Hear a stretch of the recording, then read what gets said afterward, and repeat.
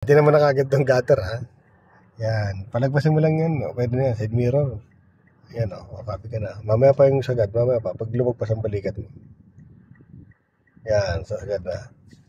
Yan. Then balik. 1 and 2. Okay. Ito ulit. Tapat lang side mirror mo. Konti pa. Ikot ng isa. 1. Pag tawat ang balikat, todo. Okay. So, try mo mag-park dito sa pagitan nitong dalawa. Lapitan mo kagad. Yan. Lapitan mo pa. Kunin mo step number 1, ha. Punta ka dito. Masyado malapit ka naman.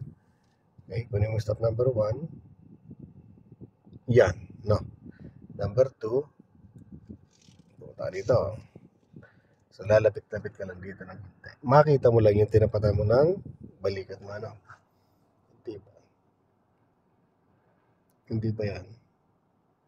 Yan, okay na. Nakita mo na. Ayan, ha. Siya na yan, ano? Todo mo naman nabela mo dyan. Dito sa step number 3 na, dito yung may adjustment, no?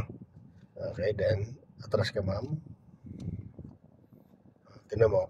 Ang adjustment, dalawa lang naman. Pag sumikip o lumuwag yan, ano? Tinan mo kung nasikip ka o nalo. Pag hindi naman, diretso ka lang. Atras. Yan. So, makikita mo sa guhit, no? Stop. Ano, maluwag o tama lang? Diretso ka lang. Stop. Maluwag talaga, no? Luwag dyan, eh. O, banti ka ng konti. Sige, sagad manibela mo dito sa ano. Then, nabanti ka. Go. Konti lang, ha? Konti pa. Sige pa. Hanggang pumantay na yan. Sige, papamantay mo na. Sige, go. Hanggang pumantay. Sige pa. Okay, konti pa.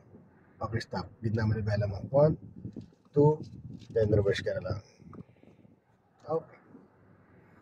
Hindi ka na mag-a-adjust kasi nakagitna na. Slow down ka na lang, ano? Ayun. Slow down. Pati pa. Oh. Yes, stop na. Okay. Okay na lang.